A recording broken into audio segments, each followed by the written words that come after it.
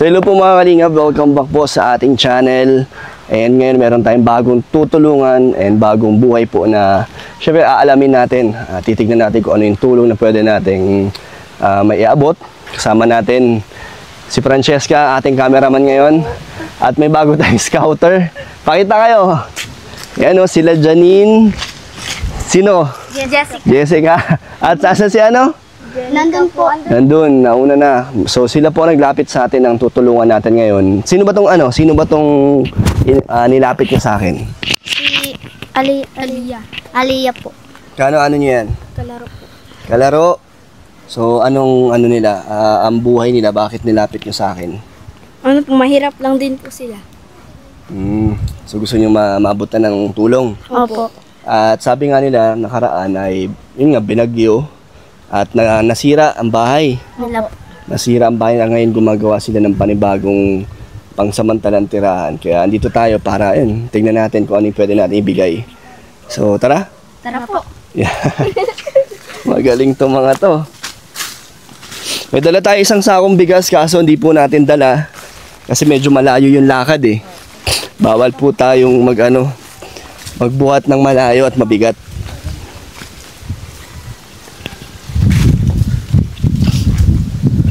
So ito mga kalingap yung bahay na tinayo nila ngayon lang. Ayan pala isang kambal oh. So ito na yung bagong bahay nila. Kasi nasira na dati.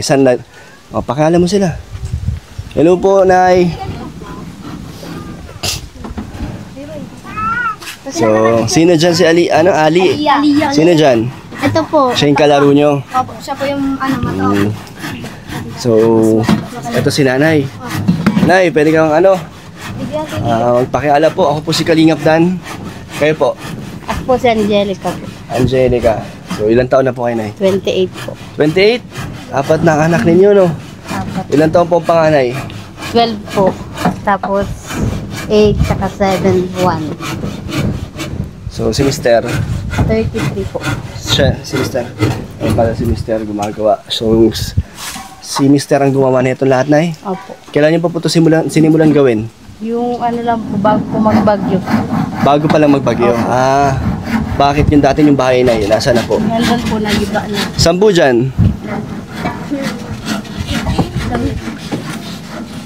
Ito. Tingnan natin.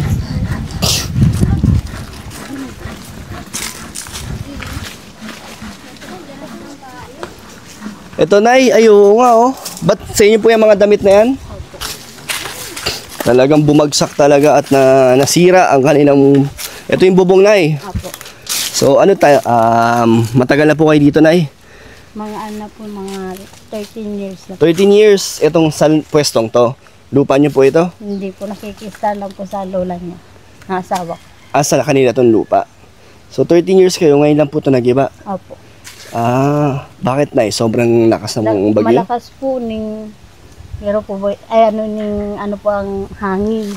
Bakit sa ibang bagyo na dumaan po, hindi siya nagigiba? Hindi po. Ngayon lang talaga. Ano ba itsura niyan dati, Nay? Gaano ba kalaki yung bahay niyo na ng buo pa yan? Di man po siya kalakihan na Pero puro pawid din. Opo. Puro pawid din. Mas maayos yun. Opo. Mas malaki to kumpara sa ginagawa ngayon ni Mister. Opo. Nagiba siya nung mismong bagyo. Nasaan kayo nung nagiba po ito? Nandito kayo? Sa evacuation po. Nag-evacuate kayo. Kamusta naman dito, na ano nangyari? Pag-uwi Bumagsak yung mga puno. Buti wala kayo, Nay, kasi delikado, no? Opo. Pwede kayo mabagsakan. Hindi po kami lumigas nun, baka wala din po kami. Baka nabagsakan na rin kayo. Grabe, delikado talaga. Kasi puro puno, no? Pero hindi naman bumagsak karamihan ng puno. So ito, nagibalan talaga sa lakas ng hangin. Ba't naiyak ka, Nay? Nangihinayang ka sa bahay niyo po? Pero ang mahalaga, Nay, ligtas kayo, mga anak niyo, di ba? Opo. Ba't naiyak ka po?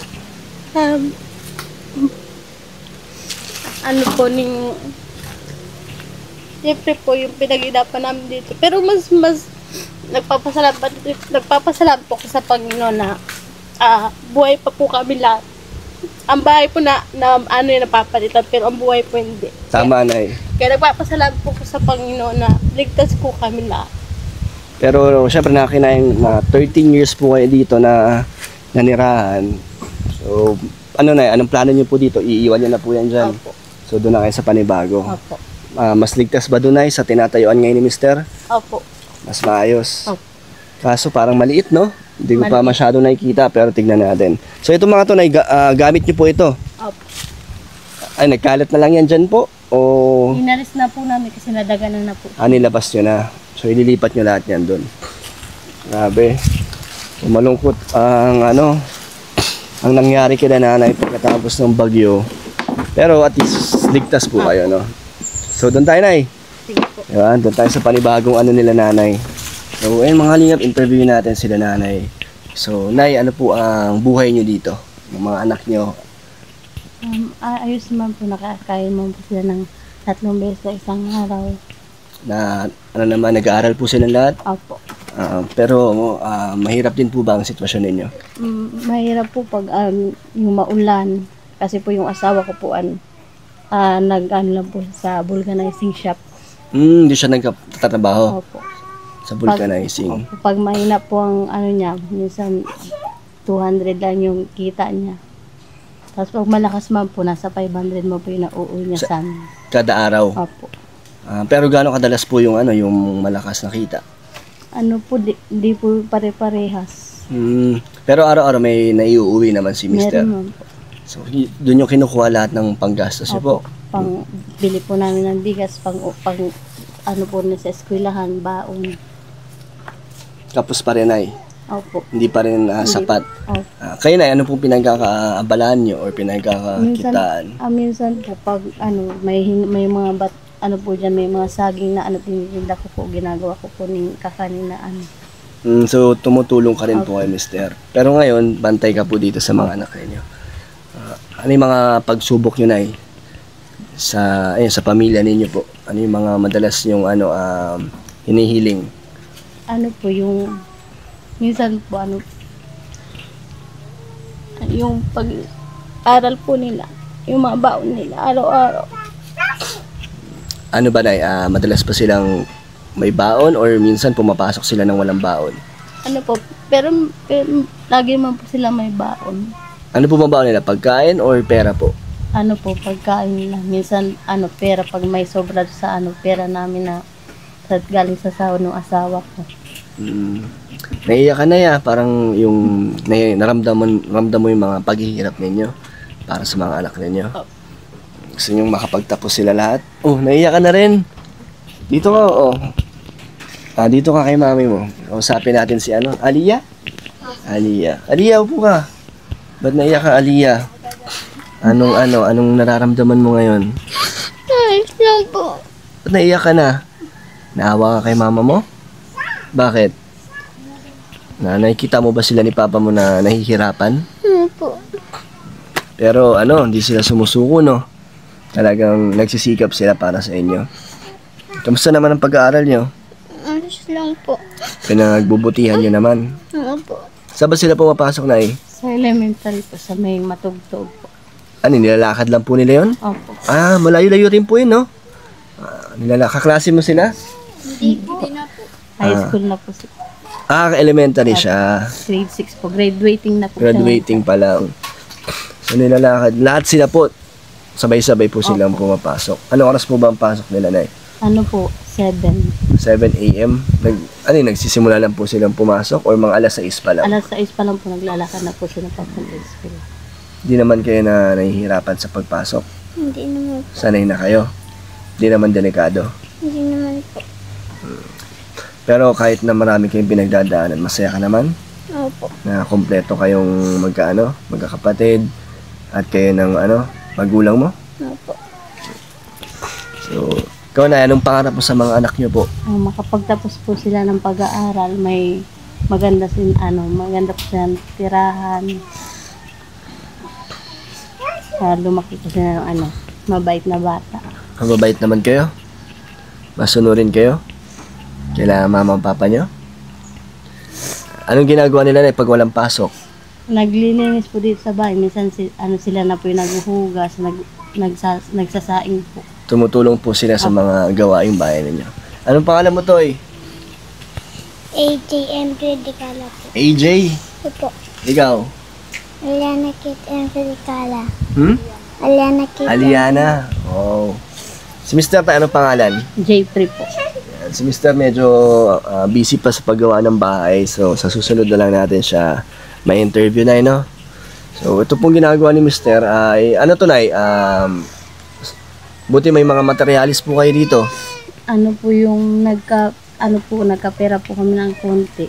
Inano na po namin Dito. ang bahay. So, ginawa niyo. Ilang araw? Ba't si Mr. na po mag-isa gumagawa niyan? Po, kami, tinutulungan ko lang po siya. Marunong si Mr. Nagkakarpentero po talaga siya. Pero, ang pinapasukan niya sa vulcanizing, ilang taon na po siya doon na mamasukan? Ano pa lang po, 1 year pa lang. 1 year pa lang. Bukod doon ay wala na kayong ibang pinagkakakitaan. Wala na po. Yun lang po talaga. Aliyah, anong pangarap mo? Matapos po yung bahay namin. Matapos ng bahay niyo? Hindi. Sa sarili mo, anong gusto mong matapos? O marating paglaki mo? Tapos pag-school. Anong gusto mong maging? Gusto mo maging teacher? Maging nurse? Ano pa? Anong pangarap mo? Maging teacher po. Maging teacher? Ikaw, anong pangarap mo, AJ? Maging police po. Police? Ikaw? Doktor po. Oh, tataas ng pangarap at magaganda ang pangarap ninyo, no? Siyempre, matutupad niyo yan. Naniniwala kayo na kaya niyong marating ang pangarap niyo? Opo. Diba? Ano lagi sinasabi sa inyo ni mama niyo at papa niyo? Mag-aral lang po mabuti. So, nag-aaral kayo para makatulong pag nakatapos kayo sa magulang ninyo. Opo. Ikaw, AJ, baka may crush ka na? Wala pa po. Kamusta naman yung mga kaibigan mo, yung Kambal at si Janice? Silang tatlo, kamusta naman? Mababait naman? Opo. Matagal na kayo magkakaibigan? Opo. Hindi naman sila pasaway? Hindi man po. Ba't ayaw mo sumama minsan sa ginagawa nila? Nagtitinda sila.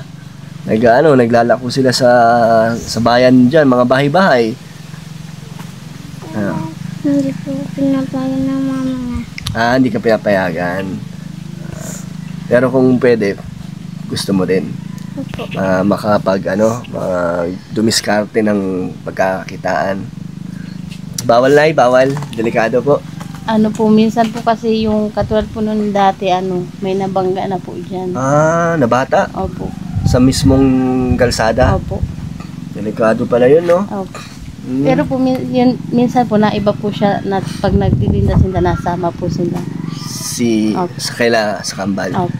Pero buti na pagpapasok sila sa school, di ba naglalakad lang din sila. Buti hindi naman po delikado. Tabing kalsada rin po, di ba, ang dinadaanan nila? May kasabay man po sila pag minsan po may nasasakyan po sila dyan. May nasasabayan sila. Ikaw, halika. So, ito pala si sino, Janice? Jessica po. Kambal kasi. Delikado pala yung paglalakad nyo, no, nung sa paglalako. Okay. Kayo, hindi naman kayo na-aksidente pa. Huwag naman sana, no?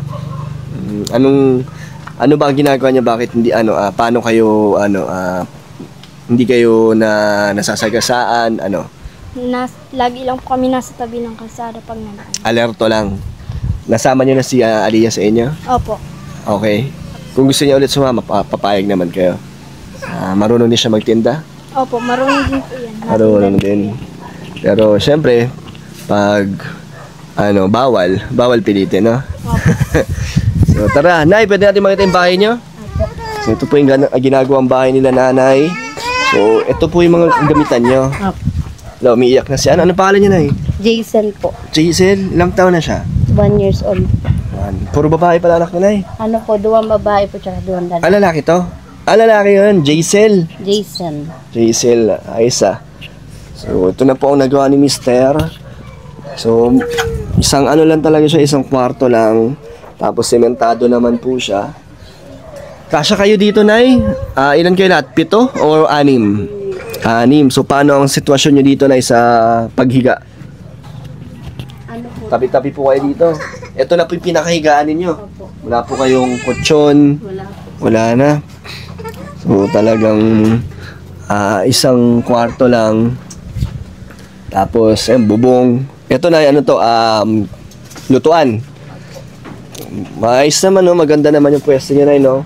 Nasa bungad lang sila. Hindi naman po delikado. So, ito na, kanino po itong lupain? Sa lola niya din po. Sa lola niya. Malaki pala ang lupain nila. Buti may sarili silang lupa po, no? Malaking bagay din na nakakatipid po kayo. Taga, saan po ba kayo, Nay? Taga Laguna po. Ang layo po pala, no? Paano po kayo napunta dito? Ano po, sa cellphone lang po kami nagkakilala. Nagkakilala lang kayo sa cellphone, tapos pumunta nga dito. So, 13 years mahigit ka na rin na nakatira dito. Opo, mahigit. Ilang taon ka nagpunta dito, ate? 17 po. 17. Na in love. Ayun lang. 17 na in love. Kasal na po kayo? Hindi pa po. So, ilang taon ka una nagbuntis po? Ano po, 19. 19. Tapos na 4 na agad yung anak ninyo. Hindi ka naman hinahanap sa inyo, Nay? Sa lugar ninyo? Ano po last year po nag-uwi po ako sa amin. Nakapunta na po sila doon sa Laguna. Sa side niya nakapunta na po sila. Mas gusto niyo po dito tumira or doon sa Laguna? Ano po depende po sa inyo. Pero mas okay na po dito. Ano po ba ang sitwasyon ninyo sa Laguna? Ano po, ayos man lang po. Ayos lang. Nasanay na kayo dito. Oh. Pero kung papapiliin mo yung mga anak mo or si Mr., saan yung pipiliin? Dito or doon po? Siguro po sa Laguna din. Pero ayaw niya, yung asawa ko po kasi nag-iisa na lang po yung mama niya. So parang binabantayan niyo na rin. Ano po, minsan po inaabot po ng hika yung mama niya. So isa yun sa dahilan kaya. Okay, Buti okay lang sa inyo, Nay. Okay lang po. No, masaya naman din po kayo dito. Ano ba mas madali ang buhay? Dito o doon? Saan mas madali? Siguro po dito na rin. Kasi pag sa Manila po pa puro bili. Puro gastos to, no? Tama nga naman. Pero mukhang mas malaki yata ang pag-asa ninyong magkaroon ng magandang trabaho sa Maynila. Meron naman, may papasukan si Mister o kayo po kung lilipat kayo doon. Meron naman. Pero sa akin dito muna kayo. Kontento na po kayo dito. May dala po akong isang sakong bigas na kaso hindi ko po siya maakyat kasi mataas to eh. Pwede ba natin ipakuha na lang kay Mister mamaya? Malaking tulong po ang isang sakong bigas po sa inyo? Malaki na po. Sa tulad po namin na kapos po sa malaking tulong na. So ano bang mga madalas na pinag-uusapan niyo ni Mister para sa mga anak niyo? Ano po yung para mag-ipon po para sa pang-aral ng mga anak namin, tapos yung pang-araw-araw na pagkain nila. Nakakaipon naman po kayo? Wala po talaga. Mahirap po talaga. So sa isang linggo magkano parang kinikita ni Mister sa isang linggo? Minsan po nasa 1.5. 1.5, di ba? Parang kulang na kulang pa po. Opo. Saan yun ang pagkakasya yung 1.5? Anong mga nabibili niyo po? Lang po, 2 kilong bagas lang po. Tapos minsan po may pangkape asukal din. 2 kilong bigas, isang linggo yan na po yun? Hindi po. Isang araw lang. So kulang po, no? Opo. Grabe. Ano madalas na inuulam niyo po dito, Nay? Minsan po nagkukuha na lang dyan ng mga gulay-gulayin sa Mga tanim-tanim na lang. Grabe, mahirap dyan pala. Buti nalapit talaga kayo nung magkambal, no? Ayun po. Nagpapasalamat din po ako sa una po sa Panginoon na dinala po kami ng Panginoon dito sa amin para matulungan din po kami. So, Nay, ako naman po is nandito para magbigay ng konting tulong lang. Hindi ko naman po kaya ibigay lahat ng pangangailangan ninyo. So, kung ano lang yung kaya kong ibigay, sana makatulong na po sa inyo. Malaking tulong na po. Wag po kayo mag-alala, marami pong baboy sila kambal, pwede kayong kumuha. Kaya patawa lang natin sila. Busy si Mister, no? Susunod na lang po natin na interview. Okay na naman po na i-vlog ko po kayo. Okay. May mga iba't ibang mga viewers at supporters ang makakanood sa inyo na anong gusto mo sabihin sa kanila? Maraming salamat po sa tumutulong po kay Kalingap Dan na patuloy niyo po siyang suportahan dahil malaking tulong po ang binibigay niyo para sa aming mahirap. At sana po hindi niyo po wag niyo po kami iba siya sa kalagayan po namin to. Dahil Hindi nyo naman din po ginusto, no? Ang sitwasyon nyo ngayon. Pero ang mahalaga doon, magkakasama sila at nagsisikap. Hindi nyo pinapabayaan yung mga anak nyo, no? Yan, mababait naman pong ang supporters ng mga solid kalingap dyan. Talagang kung ano man yung nagpinagdaanan nyo or nakaraan nyo is hindi na mahalaga yun, no? Ang importante is yung ngayon. Opo. Yun. So, ayun, bigyan natin ng konting panggastos sila nanay. Para, ano pa bang kulang dito sa binubuo niyong bahay, nay? Panduli pa po. Didingdingan niyo pa po ito. Masyado pa siyang open, no? Sana wala nang dumaan na bagyo po, no? Para hindi na kayo ulit lilipat. Buti nakaipon si Mr. ng mga pangmaterials. Pinaghandaan niyo po talaga yung paparating na bagyo. Yung mga kamay po yun, galing lang po dito sa amin. Talagang ano lang kung ano yung mga pwede pang gamitin, ginamit niyo dito. Pero hindi pa siya totally na safe, no? Hindi. Kasi wala po pong pintuan yan. Wala po. Wala. Pero tingnan mo, at least maayos na may linoleum, presko. Presko, nay? So, yung mga kalingap, kami po ay tutuloy na rin at papakuha natin yung bigas, nay, kay Mister. At bigyan ko kayo, nay, konting pang araw-araw ninyo po. So, sana makatulong na po sa inyo yan. At sa susunod, nay, kung meron pa kaming dadalhin sa susunod, ano po ang kahilingan nyo bukod sa bigas? Grocery po, mga pagkain, or anong kailangan nyo po ba? Baka kaya kong ibigay. Kahit di po kami nag-ano. Kung ano po ang blessing at ibigay po ni Lord, okay lang po sa amin. So, kung anong maibigay ko, masaya na po kayo doon. Pero nay, kung meron kayong pinag-iipunan ni Mr. dito, ano po yun? Yung mga gamit po namin sa bahay. Tulad ng, ano pa po ba? Yung higaan po nila. Kutsyon. Higaan. Parang wala kayong nay? May kuryente po ba dito? Wala po. Walang kuryente. Kahit dun sa dati nyo? Nakikikabit lang po kami. So dito, hindi na kayo nakikikabit po? Bakit po? May pa kung ano ng mga contact wire. So wala tong kuryente. Paano po sitwasyon nyo pala dito, nay? Kandila po ang gamit. Mainit po ba dito? Pag ano po, Pag gabi, hindi naman. hindi naman. Pero delikado rin na no? Na puro kandila kayo. So, kaya pala wala ako nakita electric fan na Tapos, yun, request nila nanay mga kahit anong gamit, mga kutsyon, unan. Sige, tignan natin kung mabibigay natin yung sa susunod. Pero, dasal lang po kayo lagi na, Anong gusto nyo sabihin? Sa mga viewers at sa magkapatid, ay sa kambal, sa kanilang tatlo, anong gusto nyo sabihin sa kanila? Maraming salamat sa kanila. At salamat sa kambal, kila Janice, Janine, Jessica. Yan. Nilapit nila ang pamilya nila Aliyah. Ikaw, may gusto kang sabihin, AJ? Babay ka na. Bye po. Ikaw? Ano gusto mong sabihin? Wala, mahihain pa. So, susunod ito, ipapractice na kayo nila para di na kayo mahihiya. So, ikaw na, may message ka po. Maraming salamat po sa tulong nyo. Malaking tulong na po sa amin to. Yan. Thank you so much po sa mga viewers, sa mga gusto po magbigay ng tulong, message sa Facebook page, Kalingap Dan. So, thank you po, bye-bye po.